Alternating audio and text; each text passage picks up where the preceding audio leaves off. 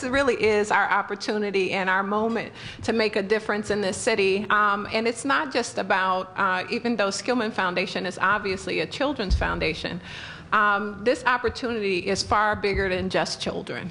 I think if we don't do this, then we really will see our city die off. And so this is a revitalization strategy, a growth strategy for our city and for our region. I don't want to belabor the kind of woes of our system, because this is really a solution-oriented panel. It's a solution-oriented day. I get to travel across the country and really look at what's working, what's not working, and to talk with all kind of education innovators, thought leaders. And there are three things that usually happen whenever I start a conversation about I'm from Detroit. So the first is that they say, you know, you all have lousy schools. And it always takes me aback because they're so blunt about it, but in Detroit, we're so polite about it. And so I think this is the moment and the opportunity for us to move beyond politeness and to be bold and aggressive about the issues that we face. The second thing they say is, oh, you're from Detroit. Oh, I'm really sorry about that. And then the third thing they say is, but you know, I really am cheering for Detroit, and I really wonder if there's a way that I can help. Let me know. And so I have, we have a panel of people who are here to help. You can't help but look at Detroit and say this is a place where, if you use any honest assessment, has not made the decision and for the benefit of kids in a very long time. Detroit is indicative of problems that we find in cities across the country. You talk about the lies that we've told for decades. You know, it started off with the lies about graduation rates, and then the lies that we tell our children when we send them to schools where they know that they have less than a 50% chance of graduating. And no matter what city you are in or what city you are from, many of you probably know that that high school in your community has been that high school for a very long time. I'm from DC, I know it's true. Same thing is true with teachers.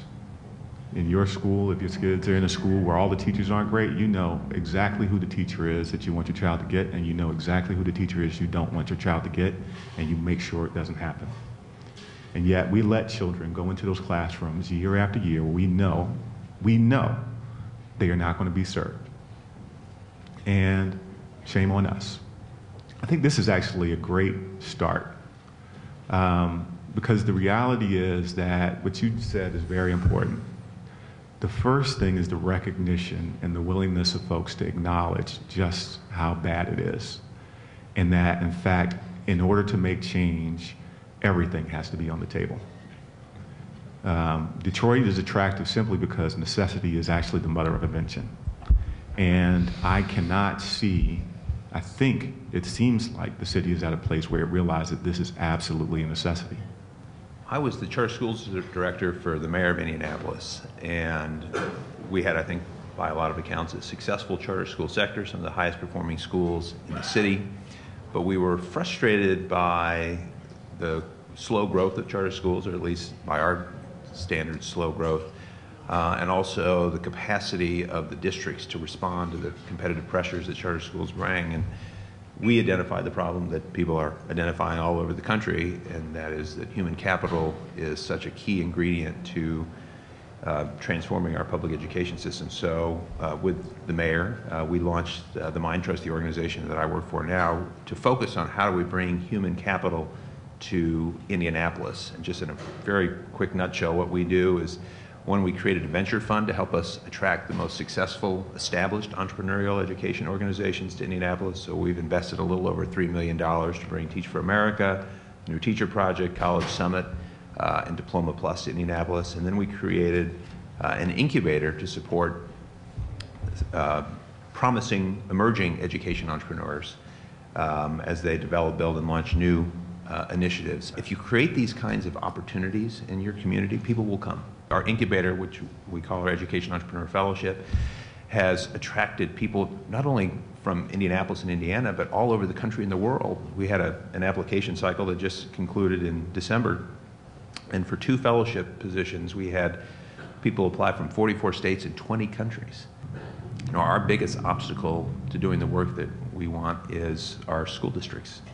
They are an unreliable partner, and they don't prioritize their resources. The organizations that we've brought to Indianapolis have had enormous difficulty working with our school districts. I still do not see in this country the moral outrage that ought to exist for what it is that's happening here. And with all due respect, we got all these meetings, we got all these words. Bottom line is, this is just an outrageous, almost criminal thing that we have allowed to happen to our children, and particularly to low-income black children and other children of color in this country. I think one of the things that the education reform community nationally has not been able to figure out is how do we engage the communities to rise up and really effectively drive change. And the other thing that just continues to baffle me, what Howard said, is where's the outrage? Mm-hmm. We had a situation a few years ago where property taxes increased significantly, and people were literally storming the streets and outside the governor's mansion and throwing their bills in the river and all these kinds of crazy stuff. And yet, kids, thousands of kids every year are dropping out of school, which is essentially, an economic death sentence, if not worse, and nobody seems to care. And how do we make those connections so that the broader community concludes that doing something to provide these kids that are being so dramatically underserved better options is important to everyone? And I'm not sure what the answer is to that. Right, so it sounds like we have to be bold and courageous and even brazen in some ways. And those are not adjectives that we usually describe philanthropy with.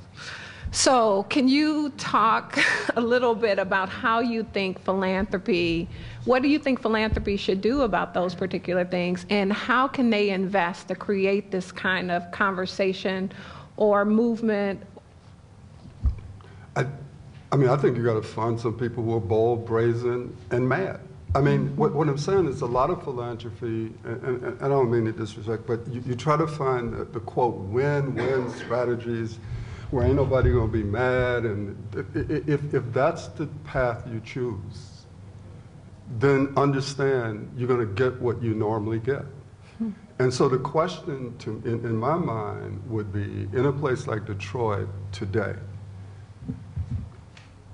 what level of resources is going to go into organizing parents and other people so that they can fight for themselves? One of the things that's clearly happening here, right, is that those people who can are already showing you what they think because they're trying to get the hell out of here. They're leaving the city. They're leaving Detroit public schools, which is what I found interesting, how very few people up there voted for choice and trying to empower parents to be able to choose as an option.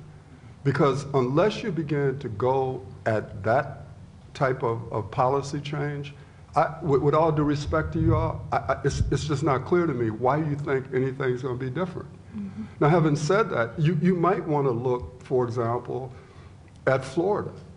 One of the things that Jim talked about is New York, but take a look at the state of Florida. Look at what has happened in Florida when it relates to reading scores for Black and Latino young people. When I go to places to speak, the thing that keeps driving me is I think about how on February 1st, 1960, 4 students from North Carolina A&T sat down at a lunch counter and demanded to be served. And here we are in 2010, 50 years later, 4 students from Detroit sit down at a lunch counter where they're welcome and can't read the menu. And at some point, we have got to say, this absolutely cannot continue. Because if it is allowed to continue, this isn't just a threat to Detroit. This is a threat to the democracy of this country. That's how critical your being here today is.